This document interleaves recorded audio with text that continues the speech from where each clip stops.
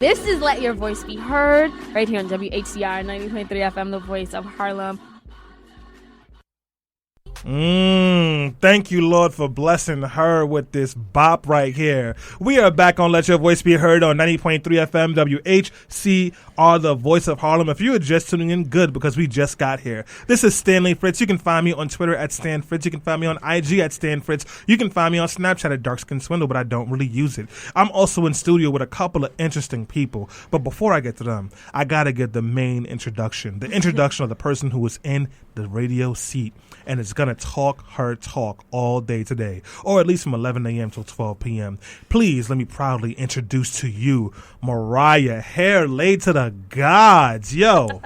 For those of you who do not know who Mariah is, she is our littest lit turn, but that's not her nickname. She is just Mariah, who cares a lot about the work and always makes sure things get done. She is a ball of energy, and she's also smart as hell, which reminds me that I'm not that smart. So I'm going to sue her because I don't like looking dumb. Mariah is joining us today to say words and be nice, and I'm going to make sure I do everything I can to embarrass her. Will you guys support me?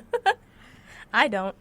Well, all right, you see, that's anti-blackness. She's not going to let me embarrass you. Well, yes. Well, you know what, guys? For those who may not be as familiar with the show, this is Let Your Voice Be Heard, where we talk politics, social issues, pop culture, Kanye, Cardi, Beyonce, usual topics we address. And for the first time, Mariah, our intern, who's been doing a lot in the production, will be on air with us, sharing her commentary from her very young but intellectual perspective. Mariah, do you want to introduce yourself? Yes. Hey, everybody. I'm glad to be on the show. I'm excited to be here as a correspondent, and it's been great working here so far. So, of course you would say that. Positive things only. Yes. So, guys, and if you know or don't know me, you can follow me on Instagram. I am Selena Hill on Instagram and Twitter. It's Miss Selena Hill, and Miss is spelled with an M-S. Shout out to all those who are watching us via Facebook Live. We will get on Instagram in a moment. And all those who are listening via podcast, we appreciate you guys for downloading and sharing. So we also have a very special guest here as well. Damon is back, brother minister, on Instagram to drop the good word of God. Damon, welcome back. What's going on? It's good to be back here. I'm telling you, I must have did something right. You know, I think they really like me, guys. I think they do. But it's dope to be back here. Again, I'm D Stubbs, brother minister, Damon Stubbs. You know, you can catch me on Instagram, brother_minister. Okay. Minister with an A. Minister with an A. Or you can check me out at my initiative's website, which is consciousinpentecost.com. Absolutely. So we have a great show lined up. We're going to be unpacking Jesus is King. Kanye West's long-awaited album has finally dropped. It's under an hour. It's a few tracks. He's actually on Message this time. And we're going to talk about that. But we're also going to talk about the larger conversation, which is the prosperity gospel and what the black church can and should be doing to mobilize to make effective change. Now, we know that Kanye has been making rounds around the country doing Sunday sermon. And now he has a gospel album. But you know, guys, when it comes to the black church, like, we have a lot of power. Studies show even earlier this month that the Russians were targeting African Americans the most in the 2016 election. That just, again, speaks to the power. And a lot of us are still mobilized and congregating in the church. So we're going to talk about that and from a larger perspective. And also, you know, we'll be talking about some of the news stories that happened throughout the week.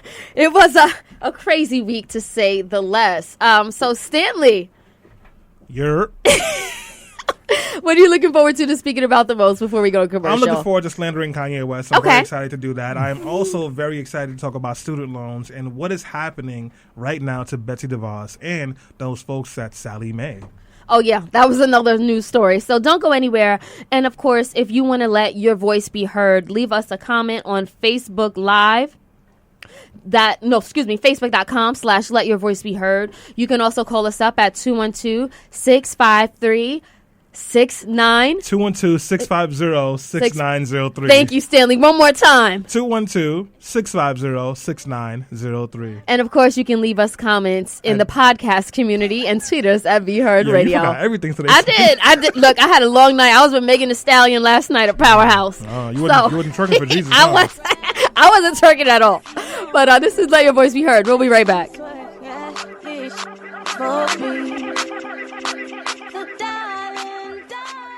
We are back on Let Your Voice Be Heard on 90.3 FM WHCR, the voice of Harlem. Please be clear. The only gospel rap album I respect is Kurt Franklin. If you ain't talking about the revolution, you ain't talking to me. By the way, I'm an atheist. Stanley's just confused. But anyway, guys. Kanye West is a coon. That's not confusing. Well, Stanley is saying that because we're going to be talking about unpacking Jesus is King. And for all of the believers, just pray for Stanley. Don't pray for me. Don't waste your praise on me. Stanley. Anyway, guys, so we have a great show. Before we kick off talking about unpacking Jesus is King and Stanley's very unfiltered thoughts about that, which I can't wait to hear, let's talk about some of the news stories that made us either laugh, cry, or very upset over the week. Stanley, you mentioned before we went on break, Sally Mae, your homegirl, took her home. Why are you cursing me like that for? She took her whole team to celebrate. On a vacation. Let's talk about it. Yeah, so Sally Mae, as you know, is a student loan company, and as a reward to their top executives, they took about 100 people on an exotic cruise and vacation to celebrate the extra $100 billion in profits that they had been receiving over the last 3 years. Additionally, the U.S. Department of Education has been getting into a lot of heat because it's been kind of find out that they have been working with the Trump administration to stop people from being able to get student loan forgiveness, to the point that now Betsy DeVos, the Secretary of the Department of Education, may be getting a $100,000 fine and a contempt of court. So yeah, your loan's looking shaky, so is Betsy DeVos. It's looking real nasty out right here for anybody who owes any kind of money for college. How y'all feel about this? Well, Damon, I want to throw that at you. Do you have any student loan debt, and how do you feel about Sally Mae using that money to go on vacation? Yeah, I have some left. You do? I have Okay. a little bit left. Okay. I have some left. But definitely, I definitely think that it is, it's definitely insensitive. It's definitely, whether or not we know, how the money is or where it comes from, the optics are just bad. It's insensitive. You're not really listening. I mean, it's crazy that you would be that far removed from the social issues of what's going on with the whole student loan debt. So people are definitely going to feel some type of way, especially when you use the word profit and saying that profit was good enough to send folks away on vacation. I get a little shady. That's a little shady. That's a little, rough. So. It didn't sit with me well either. Mariah, we know that you are still in college. How old are you, by the way? I'm 21. Wow. So you are still in college. What school do you go to? SUNY Purchase. What do you think about the fact that Sally Mae, they're making so much money off the backs of students like yourself to the point that, they're making skyrocketed or record-breaking profits? Honestly, it's kind of ironic, It's kind of like they're celebrating putting people in debt. So, honestly, it just kind of shows to me how colleges, it kind of, it's not even about the education anymore. It's kind of about, how much money can we make? How many students can we get enrolled? So I'm not surprised. A lot of companies do things like this. They celebrate, go on vacation, and they're putting people in debt. So it's worrisome. I mean, this is what they do. This is what this is about. Student loans are not to help people pay for college. It is another way to get guaranteed, like federal back payments back to companies. So you can give out all kinds of money to people with all kinds of interest rates, and no matter what happens, the government will pay you back. And as a person who has to borrow that money so they can go to college, if you can't pay it, they can suspend your driver's license. If you have any professional licenses like accounting or legal, they can suspend those. They can stop you from working. And other parts of the country or the U.S., they can actually, if you owe money, they can have you arrested and put in debtor's prison, like in Texas, where the police raided his apartment and arrested him because he owed $100. He was late on the payment. So this entire student loan epidemic is wildly problematic, which is why I'm really paying attention to what Elizabeth Warren and Bernie Sanders are saying about forgiving all student debt, because it's highway robbery. So Claudia actually left a comment on Instagram Live, on my personal Instagram Live. She says they need to delete my damn balance, and she says she is writing a letter. This is preposterous. I think Claudia shares some of the sentiment that we all feel, just because student loan debt is so high. But, to Stanley's point, a number of the Democratic candidates are talking about ways to relieve it. So, keep hope alive, I guess. Oh, yeah, I forgot you were having any student loan debt, right? Well, no, you don't have to throw that shade at me. How is that shade? All right?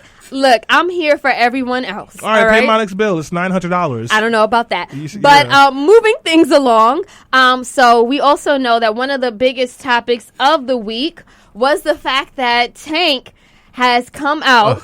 You knew it was coming, Damon. Down like you. Do you want to continue, Sam? I mean, you can go ahead and you started the conversation, Okay. Selena.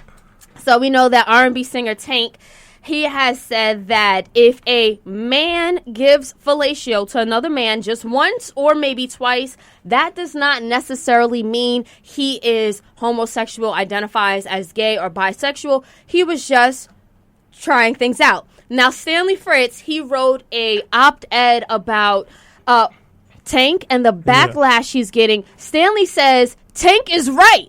You can get, if you are a man, you can give another man fellatio and not be gay. Stanley, please explain your point of view. Well, I feel like you're trying to slander me in some way or another, Selena. Stanley, I am not trying to slander you. Talk about the op-ed you have. You know what? I'm gonna let Tank do the talking for me. All right.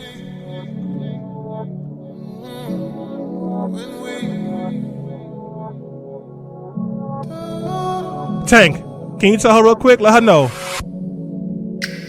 I like it when you lose it. I like it when you go there. I like the way you use it. I like that you don't play fair. Yeah. Recipe for disaster. Come on, you heard that with that beat drop? Stop dancing, Mariah. She likes that song too. She was like, "Oh, this is Tank." You're not going to deflect from the question. You're not going to stop body rolling, aren't you? No, but not only that, but you said a lot of people had a problematic response. Talk to us. So, no, Tank is not wrong. What Tank was like, giving oral sex to somebody is an act. It is not based off of a preference. You can do anything and not actually have that as a preference. You could be trying it out. So he's right for saying that. I think somebody put it very simply in one of the comments, and I want to get to my comments because I got a lot of stuff in there from people who both loved and mostly hated what I said in that article. But they were like, giving head is a sexual act. You do the act, but your preference, like being gay, is about also being sexually attracted and emotionally attracted to the same sex. Which you might just be like, I wonder what all this, sloppy toppy thing is about. Let me give it a try. That's not necessarily my ministry, but I think, if people want to do that, we shouldn't. Also, a big double standard is, how many women do we know, Selena, in college who we know had a little bit, like they had that one semester where they were, right? Where they were gay, and no one looked at them funny when like they had that one semester, they had a girlfriend from the basketball team, whatever it was. Then by the time you came back to spring semester, they were straight again. Well, thank you, Stanley, for that. So Claudia has chimed in. She says, sorry, Stanley, I wholeheartedly disagree with you. We also are getting comments on our Facebook Live. Arena John says Tank is right. So we are hearing from both sides of the debate. I will say this. I'm glad you brought up the double standard. I think that if people are going to say Tank and any man who identifies as cisgender, as heterosexual, decides to engage in that act, they're gay or bi-curious, honestly, I think it's the same thing for women too then. Why is there a double standard? Why can't it just be accepted that this person is gay or bi-curious or, sexually fluid in whatever it is that their preference is? Because they could be none of those things. They could just want to try it out. They could just be curious. That doesn't necessarily mean that they have an affinity. Yeah, curious, but doesn't that mean so? I am not somebody who is from the community, so I can't speak to it as authoritatively. So that's why this is a time for me to learn. I mean, neither can I. But what I would say is that like we don't necessarily have to put a label on everything. It's just because I tried out this chair doesn't mean I'm chair curious. It just means I tried out the chair, and it really can be that simple sometimes. Sarah Reedner gave a comment on an article that I want to share with folks because like it's a place that I'm not at either. But I was like, oh, okay. And as I read it, I'll play some more of this Tank in the background so you guys know what time it is. Buy his new album. All right. So, Damon... I'm sorry, Stan, you have the comment? Yeah, Sarah Reedon says, never mind that men aren't the only people with penises. So yes, a man can suck a penis and be straight because yes, some women do have penises. Bisexual and pansexual and other polysexual men exist too. So yes, a man can suck another man's penis and not be gay. Sexual experimentation is valid. Men and women and everyone in between or beyond are allowed to experiment. Let's also keep in mind that the line of thinking that sucking penis makes a man gay is what gets trans women killed. Let's also destroy the notion that being gay is a bad thing or something we don't want people to assume of us. So yeah, I agree with her. We should stop putting this notion that being gay is a bad thing. That's a horrible thing, and it's a fact. There's a reason why people in our community still feel unsafe just to be happy around their partners in public. The other stuff I'm still working through, so I'm not gonna comment on that right now. I don't got the ball in that fight. Well, I want to get some feedback from our correspondents. We have Damon here. Thoughts on Tank? You know, I Stanley? told you I didn't really like this topic. I didn't want to say anything, but I am going to say something about this though. I'm not an expert in this area at all, guys. I mean, none of it. But what I would say is, though, when the controversy did break out, one of the things I did notice, and this could be a little controversial, what I'm about to say, is that it was a room full of black women that was there when Tank was explaining this. And one of the realities that sometimes I do think about is that there might be black women might feel sometimes like, why y'all not straight up with us? Like, in the sense that if you do go that way and you still want to go with me and you're not being honest, then it may raise another discussion about the down low issue or things of that nature where black women feel as though they get in the rough end of the stick, you know. We knew that was coming. Y'all know what I'm saying. What if they like? They feel like if you like it, then just be honest. Don't come over here and try to play me and then go somewhere around the corner. Real cutting before I let you go, Mariah. Listen, my cisgendered heterosexual black king. What about the fact that because we bash men for experimenting and make men feel weird, that's why they're on a down low and they do these things without saying anything, and then you get caught up in these situations. Maybe if we created more space, they wouldn't have to be like Jay Sean wouldn't be seeing Shaniqua at 7, but Sean at 4. No, I feel you. No, I understand. I understand that, but at the same time, the sentiments of those women, I mean, their experiences, you know, my bad. So let Mariah go. Mariah, you know, you are someone who lives on a college campus. Hey, what does that mean? What you see a lot of this. Mariah, what is your perspective? Right. What is your perspective on the backlash and the public reaction to Tank making these comments? Well, you know, continuing on in the conversation, Tank also said that the art of being gay is being gay, and it's a continuous state of being. So I took that as, you know, he's talking about exploration. A lot of people my age, you know, younger, they want to explore. A lot of women want to explore their sexuality. And when men do it, it's seen, it's something shameful, it's taboo. And I think that's especially true if you're a black man.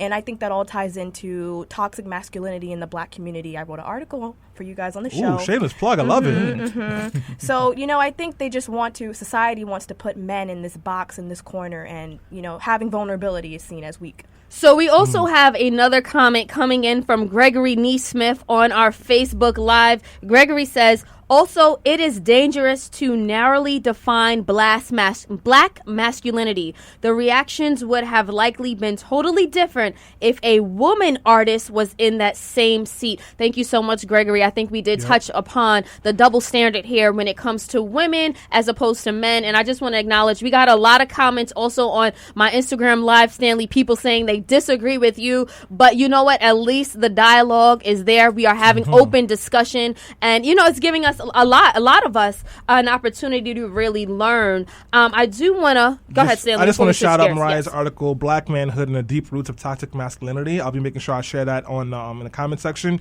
You guys should definitely check it out. It was a really good read. Absolutely. So moving things along, speaking of people who are under a lot of controversy lately, we know that Meghan Markle has been under heated scrutiny ever since she married Prince Harry. She said in a very candid way, she's not okay. She has been feeling it. She was warned that the British tabloids were going to eat her up alive. And in a recent interview, she seemed like she was hurting. Hillary Clinton came out in response and said, basically alluded that Meghan Markle is feeling this scrutiny because she is black. Stanley, do you think race has anything to do with this? Or is this just a part of the nature of being a royal? We saw what happened with Princess Diana. So race always has something to do with it because this world is racist. And anywhere there are a majority of white people, racism will show its ugly head all the time. We should also bring in the point that like there's also a deep hatred for women because of patriarchy and sexism. So women are always put under the microscope a lot harder. Now, when you include that with a woman marrying into a royal family where the men are really irrelevant when it comes to power, but they still have to be talked about, and then if she's a black woman, it exacerbates things by 1,000 because even when it's not about race, it is about race because you have to be sensitive to that as the directly impacted person. You never really know when it's just like, oh, I hate this person hates me, or they just hates me because I'm black. Look at what she's dealing with. It's not just about, oh, if she's smiling enough. It's, oh, she looks like a monkey. Her son is an ape. She's a savage. She doesn't deserve to be here. It is absolutely about race. Damon, what are your thoughts on the controversy Meghan Markle is going through? I mean, honestly, it's definitely about race. I mean, I have to agree with Stanley. Anytime a black person, anytime any of us go into a majority white space, I mean, a lot of time that's just going to be the issue. Unfortunately, that's just what it is. And I think that they are really exploiting that difference. They are really pointing out that difference, highlighting it and weaponizing it against her and making her life very miserable. And I think her and her husband have every right. I know they're filing lawsuits and they're going through legal action. I mean, they have every right to say, you know, you don't understand the consequences. During her pregnancy, Prince Henry's thing about what the paparazzi did to his mother and how she passed away and conspiracies around that. But still, you know, I think definitely I think Hillary Clinton, you know, was right. Dum, dum, dum. Mariah, should Meghan Markle have known to expect this? I mean, should she be surprised? Honestly, she shouldn't be surprised, and I don't think she was surprised. You know, Hillary's just restating what the black community and those who are quote-unquote woke already know. You know, Meghan's coming in as a new mother, coming into a family where there are codes and customs that she has to adjust to. So she has all these natural challenges to face on top of being American, on top of being biracial, and on top of being, you know, being from a career as an actress that some might not feel fits the role of being part of the royal family. Absolutely. And I want to just add this. Meghan Markle was very vocal while she was still living here in America. She was speaking out on a number of feminist issues. So she was definitely socialized very differently than the people who are accustomed to the royal family and those who usually marry into it. Honestly, I think she was surprised. I think she fell in love with a man. She fell in love with a man who happened to be a prince. And once she took on that lifestyle and became a princess, essentially, it's definitely not all as cracked up as I think a lot of us think it is. And obviously being black makes it 10 times worse. I know we are getting a call, and before we go on break, we do have a few minutes to just address what's been going on with Rudy Giuliani, the Trump administration. It is like every single day Trump manages to find a new low to his already low standards. Recently, Rudy Giuliani he accidentally called a reporter and left a voicemail talking about Ukraine, talking about he needed a few $100,000 for what, right? And talking about basically I don't think he used Biden's name, but he was pretty much alluding that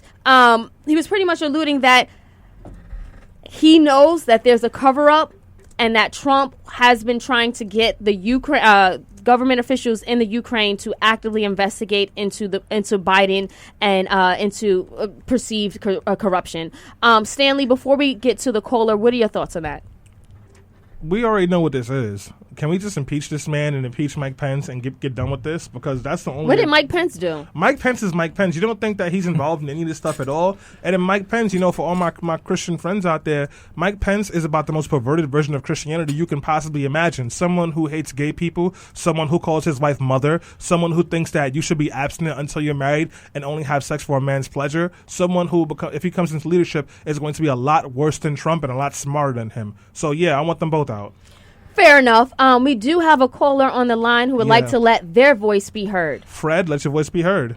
Yeah, this is Freddie, man. Hey, look, I really feel as though this is a setup, okay? I really feel this is a commercialized setup with the prince and the princess because I'm noticing that in many of the advertisement on television, there's more and more of these serial programs that there's this race mixing thing that's happening here much more than when I was coming up.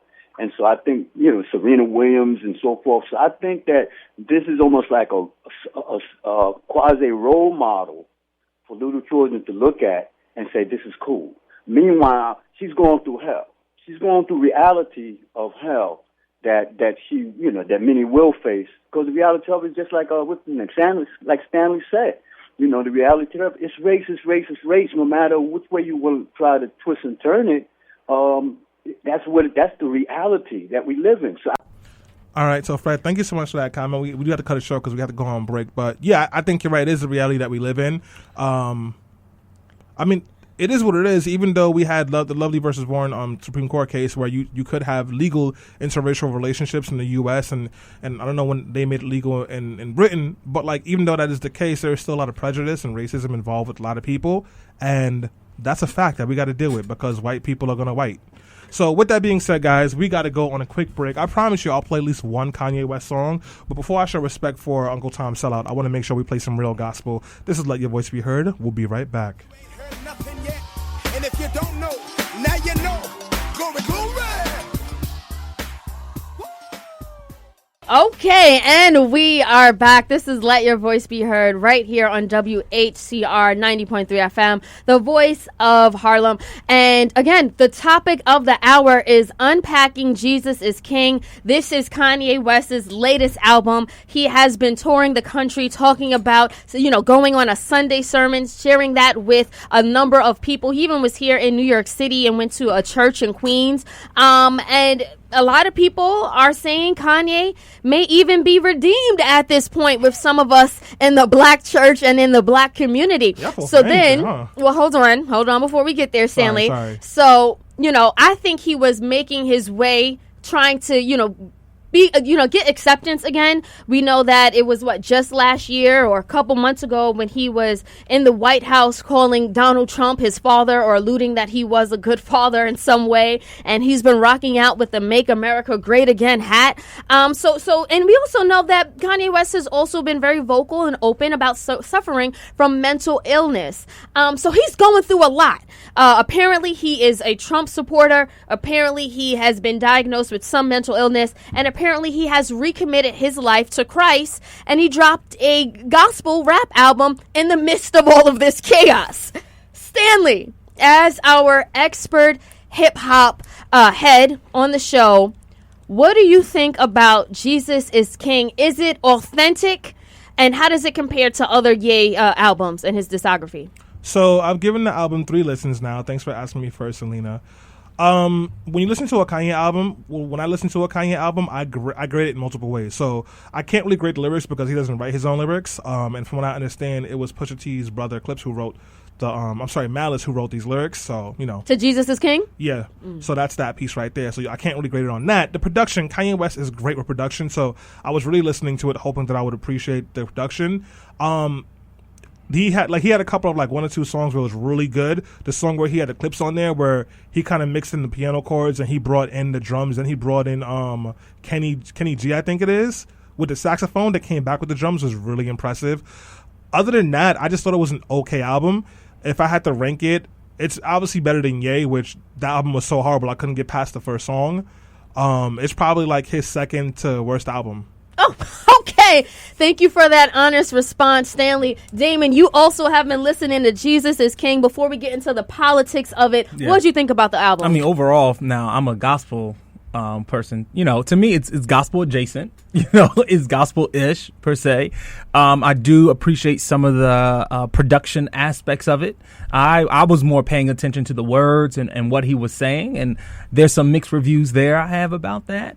Overall, what do you mean about the words? Well, the words to me, gospel, personally, is the death, burial, and resurrection of Jesus Christ and the celebration of that in all its different aspects. And a lot of times I felt as though his album, the wording, the lyrics, some of them very good, and some other I felt as though it was more about him expressing where he is. It was a lot about him.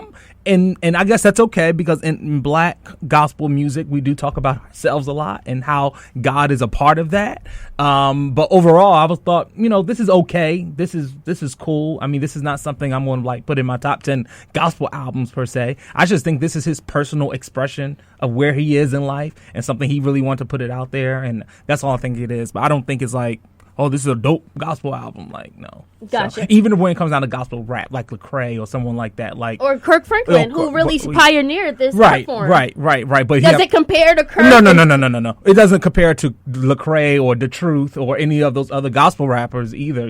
As far as even content. So, Okay, Mariah, quickly, what did you think about the album? Well, I don't listen to Kanye that much, but honestly, from listening to my friends listening to it, listening to some of the songs, it seems that he did put time and effort into the album. The choir was beautiful. He did input some Bible verses. I agree, like, in terms of, Jesus preached humility, but that concept seems to really allude to Kanye, I am so glad that you said that, Mariah. You heard that college word, elude? I heard you. Well, I'm glad that you said that Jesus preached about humility because, if we think about Kanye's album, the gospel tour that he's on, the merchandise that he's selling, and sort of how this is reflective of modern day Black Christianity, is it aligned with the Bible, with Scripture, and the humility that Jesus practiced? And I say that to ask, is the album and the tour problematic, Stanley? So I want to just point out that I'm an atheist. I'm not someone that believes in God, or I have lots of feelings about Christianity. But I'll also say that I'm also like pretty well read on the text and the philosophy of Jesus Christ. I'm no expert at all. I just know enough of what I'm talking about to think that I have an opinion. Feel free to push back on that.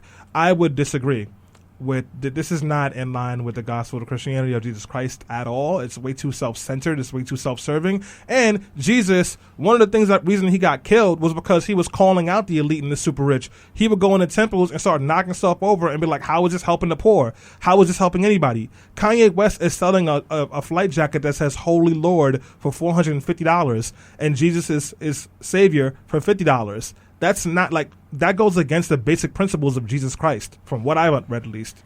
Brother Minister, chime in. Honestly, I can go back and forth there. There is some excessiveness, of wealth and things of that nature when it comes down to some of our Christian artists. But on the other hand, I also want to make sure that, now this is not beyond Kanye, but the normal Christian artist has not taken a vow of poverty either. And I don't think they're expected to take a vow of poverty or to be poor and never sell merch or never put their works out there and just give everything away for free. I think there's an art to it as well. Now, when Kanye's selling something with the Lord's name on it for $500, then yeah, I might give that a side eye per se.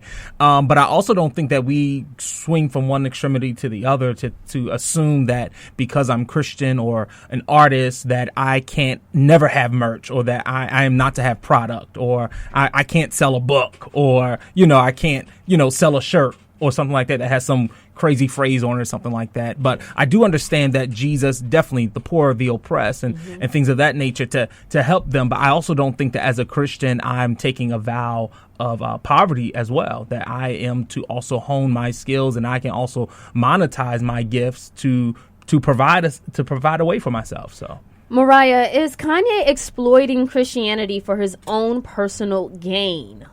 Honestly, I don't know what's going on in Kanye's mind. I don't think anyone knows what's going on in Kanye's mind but Kanye. And who am I to judge if he actually believes in this faith? He said he believes himself to be a born-again Christian called by God to do this work. And who am I to doubt that? But in terms of exploitation, I definitely think he is. He's a musician. He's an artist. He's using Christianity, to gain some profit. It's not really a separation between the two in this circumstance. But I'm not going to judge his belief.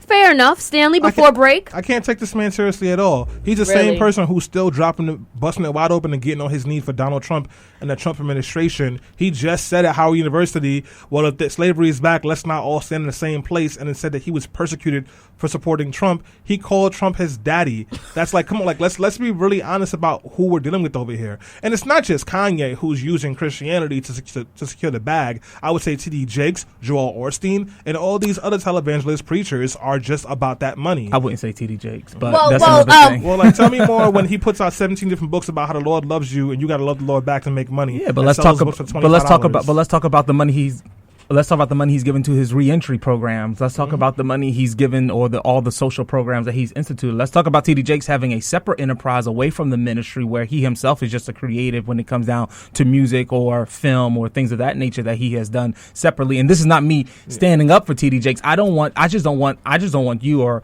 people to think that because a Christian or a pastor or a Christian leader is making money or has money that there somehow is using Christianity to secure the bag. And I do think many of them are, but Selena's making me go to break, but I got lots of feelings about this. And we're going to talk about it because there is something called the prosperity gospel. Definitely. And for some people, it is very controversial. So we're going to define that. And we're going to talk about how is Kanye on this same prosperity gospel pathway? And if so, is it problematic? This is Let Your Voice Be Heard. God is king, we the soldiers. Ultra beam out the solar. And we are back. Stanley, what song was that from the Jesus is King album? That was Salah. Salah. Yeah, that's the one song, that song, the clip song, the two songs that I really enjoy. This song because of the drums, where the drums come in. Oh, yeah, absolutely. It was definitely Kanye way-ish in his way of spinning the gospel. But, before we went on break, we were talking about the gospel prosperity. This is a word or a phrase that I don't know if how many of us are actually familiar with it. Stanley, how do you define prosperity gospel? So it's actually called prosperity theology, and I'm going to read that. And if it's okay with y'all, I'll also read the liberation theology definition, too, so we know the difference. Is that okay? Yes. All right, cool. So the prosperity theology, sometimes referred to as the prosperity gospel, the health and wealth gospel, the gospel of success or seed faith, is a controversial religious belief among some Protestant Christians who hold that financial blessings and physical well-being are always the will of God for them, and that faith, positive speech, and donations to religious causes will increase one's material wealth. Prosperity theology views the Bible as a contract between humans and God. If humans have faith in God, he will deliver security and prosperity. Prominent leaders in the development of prosperity theology include E.W. Kenyon, T.D. Jakes, Oral Roberts, Robert Tilton, T.L. Osborne, Joel Osteen, Creflo Dollar, Kenneth Copeland, Reverend Ike, and Kenneth Hagin.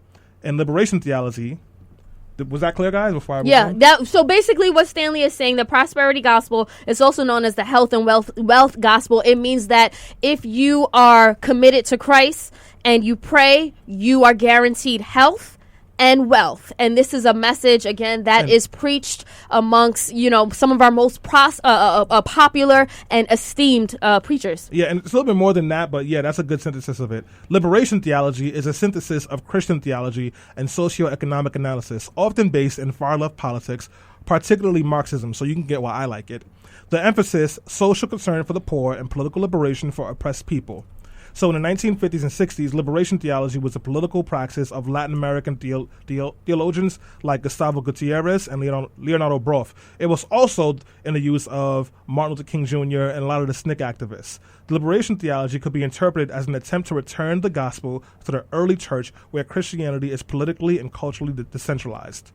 So that's the two definitions for you guys. In layman terms, Stanley? Liberation theology And what was, you mentioned Dr. King. Yeah, liberation theology is more so centering using the word of God and that issue to show how poverty and egregious wealth is a sin, and we should be fighting for the lowest of all of us. So that's the theology that Jesus Christ in theory would have supported from what we've seen in the New Testament and the way that he reacted to extravagant wealth. And Dr. King, that he used liberation theology, that was what drove the work, and that's why his church and other churches were so involved in the civil rights work, because they felt it was a part of their duty as a pastor and a person of faith to walk in this light. And prosperity theology is not generally is not as engaged in those spaces. No, and I think that the reason why we bring this up is because even if you take it back to the Bible, there are a number of scriptures that talk about prosperity and poverty. The Bible says that it is harder for a rich man to get into heaven than it is for a camel to get through a needle's eye. If you read the Bible, to me, Jesus is a socialist. He is constantly talking about taking or sharing, distributing wealth. He is constantly, he was constantly meeting and sitting with those who were deemed as the lowest of society. He seemed like he was not about the rich life, the elite life, he was actually calling those out. So, I mean, how does that align with the gospel today? Well, I can definitely say this, that, I mean, when we do talk about Christ, I can agree with you that definitely Christ definitely, is coming, Spirit of the Lord is upon me, for he has anointed me to preach the gospel unto the poor. I'm here. I have the Holy Spirit to work on behalf of the poor, of the oppressed, the disenfranchised, those who are the most vulnerable. That's why he talks about the orphan and the widows in that society. They are the most vulnerable among society. So I get that. But at the same time, though, I don't think that Christ somehow doesn't want to see the rich saved, redeemed, and wants to cast them out aside also. It is their attitude, it is their wealth, it is their inability to give up that and to humble themselves that will make it hard for them to get to heaven, but it doesn't mean they can't get to heaven, because we also see the ministry of Jesus Christ sitting with tax collectors and sitting with publicans and sitting with the most astute and and he got criticism for that as well. We have to understand that one thing when it comes down to Jesus, I mean, to me, like Lecrae say, they say Jesus is a conservative. Tell them that's a lie. He's not a liberal either if you think I'm choosing sides, which is pretty much saying that, we can't label him. We can't put human philosophical and political ideology on Christ and make him adapt to what we think. We can have our own political philosophies, and I get that. But when we look at the ministry of Christ, it is not so always black and white. There are nuances. There are things in there that we say, well, he said this, but he also did this. Wow, he did this. He's not against this, but he said tie something around your neck and jump in the river. And at the same time, he's talking about peace. We have to look at it in a broader context. So I think it's important for us to understand that Jesus, the teachings of Christ is Christ, and anybody, rich or poor, would heed to them. I think that's what he's saying, that I have a set of teachings that it's an equalizer pretty much. But I can definitely say that he is definitely geared towards the poor, the oppressed. His ministry, his focus, his outreach for those who society has marginalized and pushed to the outers. We see that in the lepers. We see that in the Good Samaritan. So, absolutely. But Damon, do you believe that the prosperity gospel that Stanley defined and that we touched on briefly is problematic for the black church? Definitely. Why? Definitely. First of all, the prosperity gospel to me is the gospel that has been taken through a Western sift. It has westernized God. It has taken God and put a Western filter on him, because that's not a global. Christ said go into all the world, right? And when you have the gospel, you need a global approach. So when we have the black church is birthed out of suffering, is birthed out of going through oppression, is birthed out of fire. We're a church that was born in protest, and that prosperity gospel to say that my closeness to God, my relationship with God is based upon my material wealth. If that was the case, then many of us will just pretty much be excluded. The black church has to also understand that we were called to not just wear a cross around our neck, but we were called to be examples, to carry a cross, to nail ourselves, to give ourselves for others. Even at the Last Supper, Jesus talks about raising the bread, saying, this is my body. He's breaking and he's giving it, Stanley, quickly before we move along. But even if we're talking about the American black church, you're still talking about American black church that came up with the ideology of Christianity through the interpretation of Western white civilization. Because if you want to talk about another black church, Ethiopia, where Christianity was at before it was on American soil, that's not necessarily the interpretation. So I want to push back a little bit, just because even in the black church, the ideas have been deeply influenced by the way that the white worldview sees it. I'm just real quick. I'm sorry, but I get what you're saying. First of all, when we talk about the black church, it is a very weird statement to say in 2019, because there's a difference between the black church as an institution and black Christians, or Christians going to a place where black people gather and worship Jesus. That's totally different. And I definitely understand that before Christianity hit American soils and came to the plantation, we were Christians. We were Christians in the book of Acts. Christianity was in Africa, years and years before it even came to the shores. But at the same time, just to be clear, I also think that even in our history, black folks, when you have a Nat Turner, when you have a Harriet Tubman, when you have individuals that took that Bible, took those songs, took the scripture, and did not use them like Master said to use them, we've always risen above that. We've taken that and made that our own, because we believe that Christ had a message for us. So I'm not sure if I can sit there and say that the black church's theology that we have now is simply a version of what white folks gave us. I don't think that. Very well said. Well, we will have to table that for now. Mariah, I do want to get you back into the conversation. Damon, you made really good points about mobilizing the Black church, somewhere in everything you said. And that's why I wanted to ask you, Mariah, what needs to be done to mobilize the Black church to make effective change in the community, and even those who, may not be part of the Black church, but maybe call themselves Christians or maybe call themselves believers, maybe appreciate Kanye West's Unpacking Jesus album to a certain degree. How can we all come together and make change? I think that a lot of Black churches sometimes have to, fit in with the younger generation. Kanye's bringing in a lot of younger people who are curious about Christianity. And sometimes I think that sticking so true to traditional values kind of has its cons. So I think if, we bring in more younger people who are actually interested in Christianity and bring in music and those who don't have these controversial ideas, are you really a believer? Are you really not a believer? But if we support those who truly believe and who really want to help their community, I think that we can rally around the younger generation. Stanley, we are wrapping up the show. I want to get your final thoughts again on Jesus is King, the problematicness of prosperity gospel, and again, moving forward, what needs to be done, because we are a large collective of Black believers.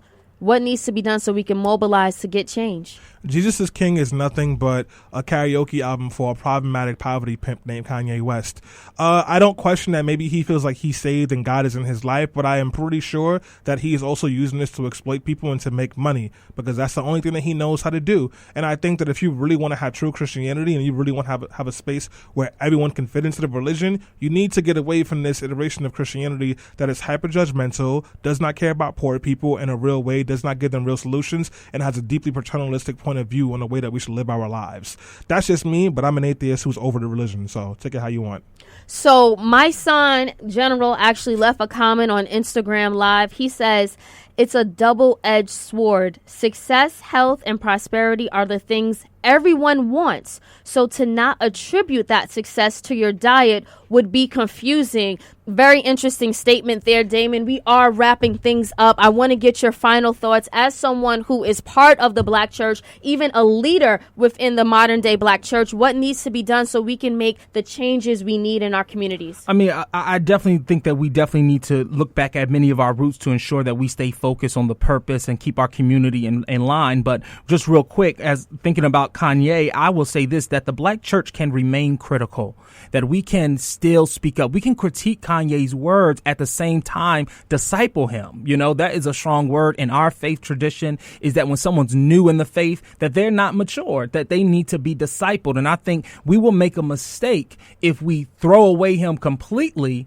Even if he is new in the faith, he can be critiqued. We can say, dog, you need a history book, or brother, you need an African-American history class. And what you're saying is completely problematic, but your faith, let's talk about that as well. And let's help you with that. Let's help you grow with that. And I'm nervous about who's around Kanye, helping him grow, helping him disciple. Are there people who have a white supremacist view of theology that's helping him, that's discipling him into Christ? I think that's very important, because whoever does that is going to have their fingerprints on you. So I would just say, and just also quickly, I know we kept on talking about Kanye exploiting Christianity, but I'm going to say something controversial. I also want to make sure that the church isn't exploiting Kanye. I also want to make sure that the Black church looks at Kanye as an individual soul who needs help, and not say, oh, he can bring more people in my doors, and not care about what he says simply because he can draw a crowd and I can be the lit church because I had Kanye. That is very tempting. And I warn the Black church, don't do that, because you would do more damage to him and to our testimony if you do not look at him as an individual soul that needs help. Thank you so much. I just want to wrap things up by saying, so I made a poll, right? I asked everyone on my Instagram, is Kanye still canceled, or will you rock with Jesus is King? 54% Kanye is canceled, and 46% of you guys said I'll rock with it. I'll say this, as I was listening to the album, and listening to his interviews, I want to believe so badly that Kanye can and will be redeemed. I listened to a whole hour conversation he had with Big Boy, and at times I couldn't align with him. You know, when he starts talking about Trump, when he starts talking about things that just politically don't make sense, when he says that, hey, yes, I can still vote for someone even if they're racist. And I'm like, Kanye, what is going on? But then when he's like, you know, but I've been redeemed, and you know, I'm saved and I'm all about Christ. And it's just, at this point, it just sounds confusing. And I think that, you know, for the most part, what I think Kanye needs is more prayer than a platform at this point. Let him continue to get the help that he needs. Absolutely. And those around him, like Damon said, please stop pushing this man on the podium. I don't know if he's healthy enough. I think, you know, he is smart. I think he is a musical genius, but he's gone through a lot of trauma like all of us. And I think that when we keep pushing ourselves, sometimes it's not good. Sometimes it does more harm, especially if you have a big platform and you have a big voice. A lot of people pay attention to what you're saying, and you have to use that power responsibly. And that's not only to Kanye, that's to all of the leaders in the church. What are we saying? What are we preaching? And how are we making the changes that our community needs? Our community has been disenfranchised for decades. I'm more worried. I'm more concerned about mobilizing, getting us to the polls, and just keeping things within our community, keeping it stabilized, healthy, and just keeping the black dollar there for one, and empowering us through a number of ways. So I do want to just wrap things up there. Thank you so much, guys, for chiming in and tuning in via Facebook, Instagram, and podcast. We thank you guys. And also please support us on patreon.com. That's patreon.com/BeHeardRadio. Your monetary donations. I feel like I'm passing the cup around, the church bucket around. I'm sorry, y'all. Taking offering. I know we're taking offering now, but it does actually help us. The Lord tells me there's another $20 bill out there. There's another 20. I've heard that at a church. That was the last church I went to. I've heard it as well, but no, guys, that right. actually helps us with our production needs, and it helps us to support the causes that you care about. So please continue to support us. We'll see you again next week.